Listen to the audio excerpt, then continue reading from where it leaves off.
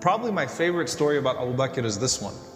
In all of the stories about him that sort of showed that loyalty of the Prophet ﷺ to those that supported him very early on. And there's an important lesson to take from this, that, you know, there's a recurring theme here with the Prophet ﷺ and how he honored those firsts, right? And a lot of times, once the hard work is done, other people are put forth, and we fail to honor and respect the people that put in the struggle and the people that put in the hard work. And this was something that the Prophet ﷺ was very good about, right? The veterans of Badr had their place. You know, the early muhajirun, the early people of Mecca that suffered, the Bilals of the world, those people that almost died in bondage and slavery, supporting the Prophet ﷺ, believed in him with everything. The Prophet ﷺ put them on a pedestal. He honored those early givers. So what kind of honor do you think Abu Bakr radiallahu anhu has? And Abu Bakr's honor surpasses every single other person amongst the companions, including Umar.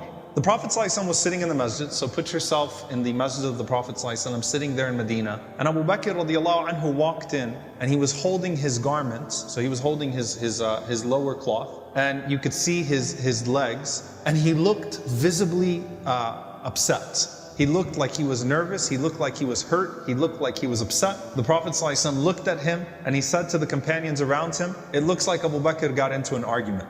You know, when you know your best friend so well, you can identify within the first few moments what type of emotion they're feeling. So he didn't say Abu Bakr is anxious, or Abu Bakr must be in trouble, or he said, that's the Abu Bakr that got into an argument. He got into an argument with somebody, right? Something is bothering him, but particularly he must have got into an argument with someone. So as Abu Bakr is walking to the Prophet ﷺ, he already mentioned that to the companions. He says to the Prophet ﷺ, Assalamu alayka, peace be unto you. He says, O Messenger of Allah, I and Umar ibn al-Khattab got into an argument.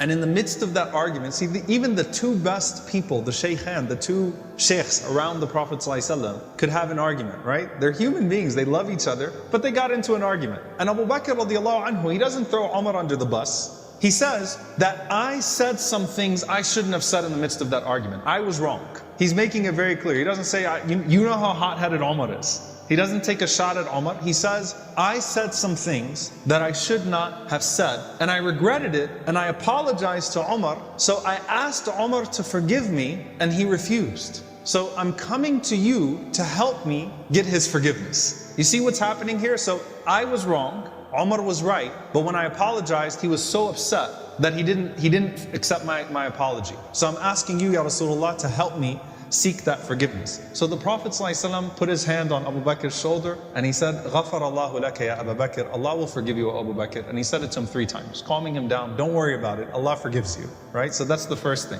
And as he's saying that, Umar radiallahu anhu, right after he had the argument with Abu Bakr, he felt bad about it, that he didn't accept his apology. So he went to Abu Bakr's house to find him, to tell him, I forgive you. And he didn't find him there, so he went to the masjid. Umar radiallahu anhu walks to the masjid, and as he walks into the masjid, the Prophet ﷺ locks eyes with him, and the Prophet ﷺ looks extremely upset. Abu Bakr looks at the Prophet ﷺ locking eyes with Umar radiallahu anhu, and he says, Ya Rasulullah, I was wrong. It was me, it wasn't him. He didn't do anything wrong. I was the one that messed up. Ya Rasulullah, it's okay. Just that connection, you know, you could see that the Prophet ﷺ was visibly upset with Umar radiallahu anhu. So Abu Bakr radiallahu anhu was saying, I was the one who wronged him. And as Umar radiallahu anhu walks up, listen to what the Prophet ﷺ says to Umar ibn Khattab radiallahu anhu. And there are very few times you're going to see the Prophet alayhi salatu wasalam admonish a man like Umar, who he loves and honors to that level, to that extent. He says to him, listen, إِنَّ اللَّهَ بَعَثَنِي إِلَيْكُمْ فَقُلْتُمْ كَذَبْتَ. Allah sent me to all of you, and you people said, you lie. He lies. You denied me. وَقَالَ أَبُو بَكْرٍ صَدَقَ. And Abu Bakr said, he's telling the truth. وَوَاسَانِي بِنَفْسِهِ وَمَالِهِ. And he supported me with all of himself and all of his wealth, like no other person. By the way, the word wasani is he gave me his all. It's the same word that the Prophet ﷺ used to describe Khadija radiallahu anha. وَوَاسَتْنِي. Gave me his all, she gave me her all. No one could replace Khadija, right? The time the Prophet admonishes Aisha is when she insults Khadija. Now it's Umar. No one can replace Khadija. No one replaces Abu Bakr, right? He gave me his all in the very beginning. His self, his wealth, everything. And the Prophet ﷺ puts his hand on Abu Bakr radiallahu anhu and he says, فَهَلْ أَنْتُمْ تَارِكُوا لِي صَاحِبِي? Are you people going to leave my companion alone? Can you imagine he's saying that to Umar radiallahu anhu? Will you people leave this man, this friend of mine, alone?